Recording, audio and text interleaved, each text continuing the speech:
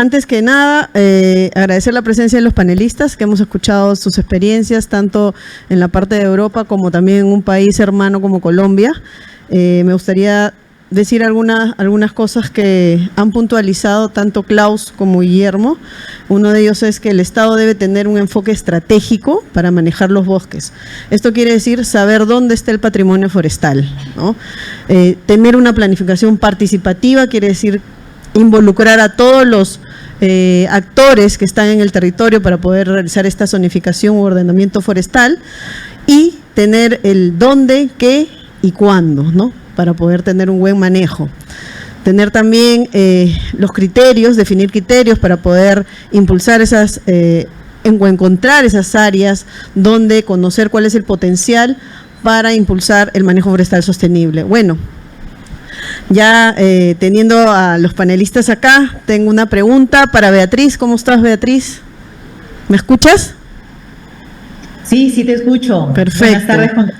Entonces, teniendo como referencia que hace 20 años se inició con la entrega de concesiones forestales en el Perú sin tener una zonificación forestal y un ordenamiento, ¿podrías decirnos cuál es la importancia de la zonificación y el ordenamiento forestal para asegurar un manejo forestal sostenible?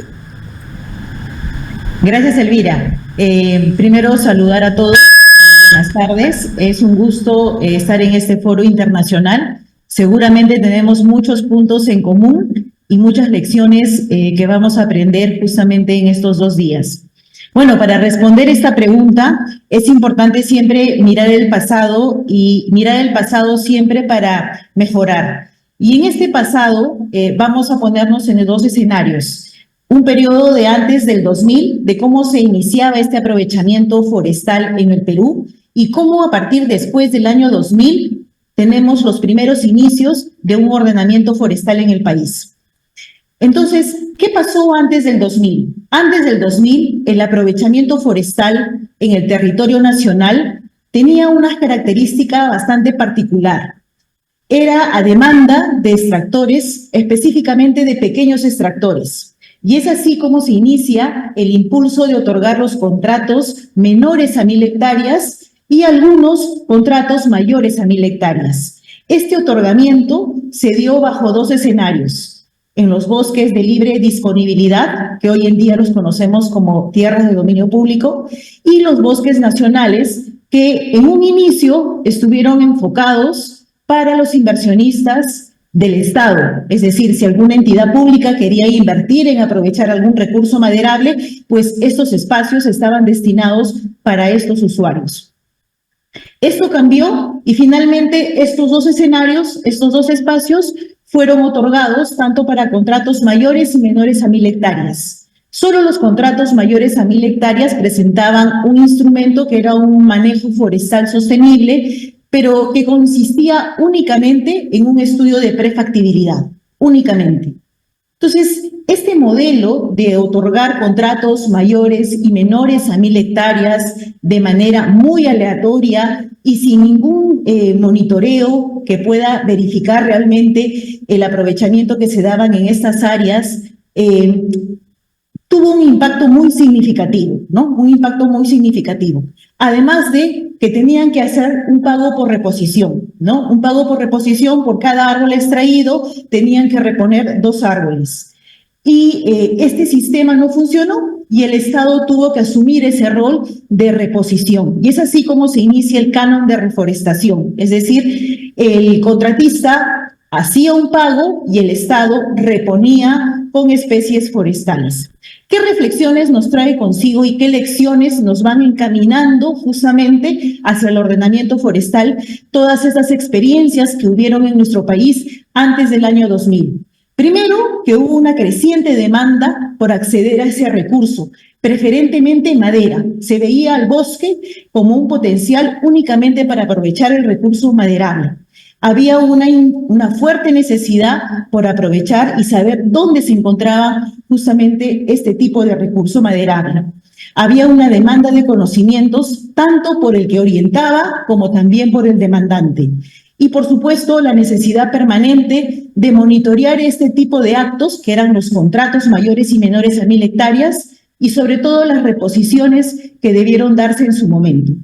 Estas lecciones, digamos, que ocurrieron antes del 2000, condujeron a este cambio y a estos inicios por un ordenamiento forestal en el país. Es así que después del año 2000 se plantea en un modelo económico mediante el cual pues se delimitan estas áreas productivas de carácter permanente, los bosques de producción permanente. Iniciamos un ordenamiento con el establecimiento de esa primera unidad de ordenamiento forestal en el país, que fueron los BPPs. En estos BPPs se otorgaron pues las concesiones forestales con fines maderables.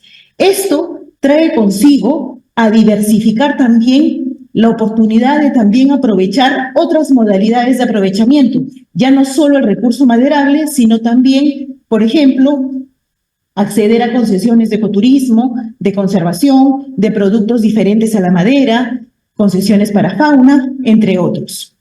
¿Qué permitió estos inicios en el ordenamiento forestal? Primero, que reafirmó esa necesidad de ordenar y establecer mecanismos que permitan planificar un aprovechamiento de los recursos forestales. Únicamente el recurso maderable respondía a una unidad de ordenamiento. Los otros tipos de aprovechamiento todavía seguían siendo aleatorios. Se resalta esa importancia de identificar en el territorio las áreas con ese potencial y sobre todo también de identificar que el recurso no está solo, también hay otros actores importantes que conviven con ella. Ahora, en la actualidad, nos encontramos en un contexto normativo donde la gestión territorial de estos recursos forestales se posiciona como esa base para cualquier intervención. Y es así que la zonificación forestal se va posicionando y va resaltando su importancia como ese principal instrumento para la planificación y gestión de los recursos forestales. En resumen, la zonificación responde a esa caracterización propia del recurso. Nos identifica el dónde se encuentra, qué tipo de recurso. Segundo, en base a esas características se busca la coherencia de qué actividades son las más compatibles para desarrollar esos tipos de aprovechamiento. Tercero, la asignación de un modelo de aprovechamiento configurado como un título habilitante requiere no solamente tener como base la zonificación y el ordenamiento forestal, que son, digamos, los pilares, pero para asegurar esa sostenibilidad que tanto se discute, se requiere además de la seguridad jurídica, de un monitoreo, de la asistencia técnica permanente, de incentivos, de una inserción en la cadena productiva, de un mercado y de una marca que la haga diferente, entre otras. Finalmente, el aprovechamiento del recurso responde a esa gestión, pero con un enfoque integral hoy en día. Antes no era así. Hoy en día se reafirma que debe haber un enfoque integral. El recurso, el componente ambiental, el componente social y, por supuesto, el componente económico. Muchas gracias. Gracias, Beatriz. Antes de pasar a los siguientes panelistas, si alguien tuviera una pregunta, hacemos la misma mecánica, levantan la mano y se acercan para que les otorguen la ficha para poder hacer las preguntas al cierre del panel. Para Klaus, a ver, ¿cuáles son esas lecciones aprendidas en el proceso, no solo de Alemania, sino también tu experiencia en el Caribe, sobre estos procesos de zonificación y ordenamiento forestal? Gracias. Creo que lo más interesante, lo que hemos visto es así. Es de definir un patrimonio forestal. ¿Cuáles son las áreas boscosas que el país quiere mantener bajo bosque? Los ingleses hicieron eso en Trinidad y Tobago cuando llegaron en los primeros 20 años de la existencia del Departamento Forestal, definieron Forest Reserves. Estas han sido áreas que deben ser bosque por el futuro. Eso incluye que se puede aprovechar estos bosques hasta que se puede utilizar terrenos en estas reservas forestales para la agricultura migratoria para un cierto tiempo, pero ya definieron estas áreas deben ser bosque y ya eran marcados en mapas y tenían su protección legal.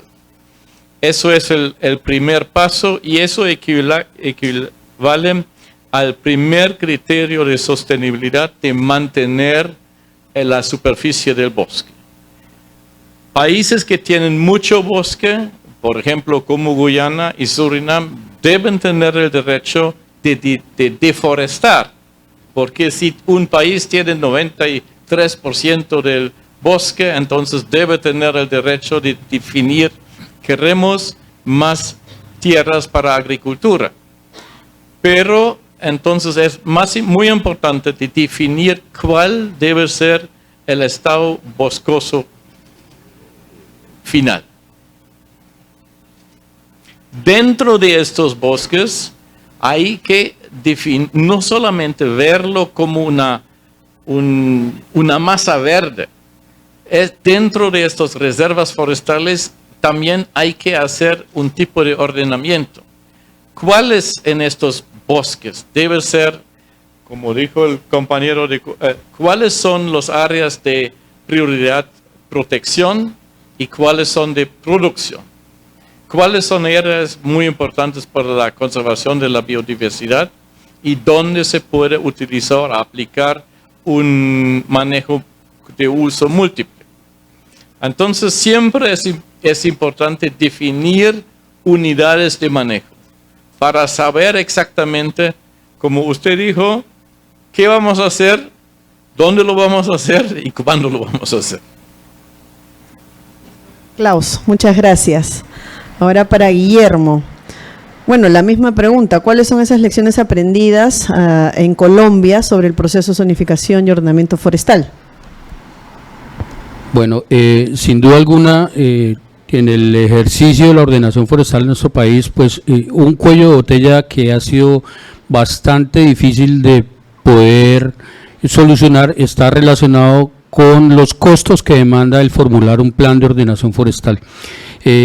Las autoridades ambientales nuestras pues manejan y administran su propio presupuesto, pero muchas veces esos presupuestos son muy limitados y el generar un plan de ordenación forestal pues desviaría recursos que se pueden enfocar a otras líneas de acción.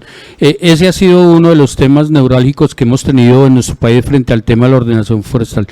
Pero sin duda alguna, otros aspectos que imposibilitan que hayamos podido avanzar en el tema de la ordenación forestal están relacionados directamente que eventualmente se hacen los esfuerzos por tener los recursos económicos para el plan, pero se peca en no poder adelantar de manera satisfactoria ese acercamiento con las comunidades que están asentadas en los bosques.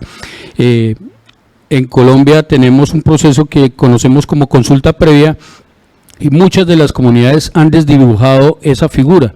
Esa figura se utiliza, en el caso colombiano, cuando se pretenden adelantar obras o actividades que realmente hacen una modificación del uso del suelo. A través de la ordenación forestal lo que se quiere no es hacer modificaciones del uso del suelo, sino al contrario, zonificar el territorio para poder garantizar la sustentabilidad. Entonces, ese es otro de los dificultades que hemos encontrado a nivel nacional y que es difícil de saldar o saltar con las comunidades. En Colombia decimos coloquialmente que uno sabe cuándo arranca un proceso de consulta previa, pero no sabe cuándo lo va a terminar. Es complejo el panorama. Otro aspecto que considero importante señalar aquí es que carecemos de una batería de indicadores que nos posibilite hacer un seguimiento adecuado de los planes de ordenación forestal. Fue una decisión que tomamos en el Ministerio de Ambiente de no incorporar una batería de indicadores para forzar que sean esos, sino que queremos en un trabajo conjunto con las autoridades ambientales lograr ese consenso entre todos para formular esa batería de indicadores que a futuro nos permita a nosotros hacer ese seguimiento. Adicionalmente considero que la falta de monitoreo y seguimiento a los planes de ordenación forestal por parte de las propias autoridades ambientales han dificultado pues que se logre avanzar satisfactoriamente en su evaluación. muchos de los planes de ordenación forestal fueron formulados por allá en el 2002, 2003, 2005, pero no han sido evaluados. No sabemos si esas medidas que se formularon en su momento, esas directrices de manejo, esos planes, esos programas, esos proyectos que contemplan la ordenación forestal, si realmente contribuyeron o no a lo que se quería. Entonces, estamos revertiendo de que los planes de ordenación forestal realmente tengan una vida útil de 8 años. A los 8 años se deben actualizar y deben tener un periodo de evaluación que promedia a los 4 años. Allí es donde la autoridad ambiental debe tomar la determinación de ajustarlo y a los 8 años sí realmente actualizarlo. Y sin duda alguna, otro aspecto fundamental es la falta de capacidad técnica y logística que tienen nuestras autoridades ambientales de llevar a cabo todas las actividades que tienen contempladas los planes de ordenación forestal. Nos quedamos cortos. No tenemos servicio forestal, a diferencia de algunos de los países que hoy nos acompañan de este espacio. Colombia no tiene servicio forestal. Toda la gestión, como les señalé, está centralizada en el Ministerio de Ambiente. Generamos políticas, lineamientos, pero es la autoridad ambiental la que aterriza esto en terreno. La misma autoridad ambiental es la que autoriza los aprovechamientos y ella misma es la que hace seguimiento a los aprovechamientos. Entonces, en el tema de la ordenación forestal, esto se convierte en una dificultad mayúscula por temas de corrupción. No estoy diciendo que todas son corruptas, sino que el ser juez y parque también imposibilita ser objetivo frente al alcance de la ordenación forestal. Listo, Guillermo, gracias. Y bueno, tenemos muchas cosas parecidas con Colombia en términos de escenarios. Lo que sí podemos ver y que compartimos o que comparten los tres expositores o panelistas es que hay una necesidad de ordenar, ¿no? De conocer qué tenemos en el territorio, identificar ese potencial para gestionar los recursos forestales y bueno, y el tema participativo es algo que puede convertirse en un aliado o si no en un obstáculo, ¿no? Hay que ver cómo se trabaja. Y también el tema de la descentralización. En este caso nosotros no tenemos autoridades regionales, pero sí hay autoridades, ambientales, pero sí hay autoridades regionales forestales con las que se tiene que articular y también en algunos casos hay falta de capacidad, de falta de recursos para poder avanzar en el ordenamiento forestal. Lo que sí es cierto es que todos tenemos un solo norte, que es culminar con la zonificación forestal y ordenamiento forestal en el Perú. Para eso está el programa Bosques Productivos Sostenibles, que nos va a apoyar en eso y esperemos que a finales de 2-3 años tengamos la mayor parte del país con una zonificación forestal. El reto es tener 69,9 millones de hectáreas en el Perú, así que vamos por esa meta, ¿no? Para cumplirlo. Y gracias, señores panelistas, gracias Beatriz por acompañarnos. Y no hay más preguntas de parte del público. Cerramos con eso, ¿no?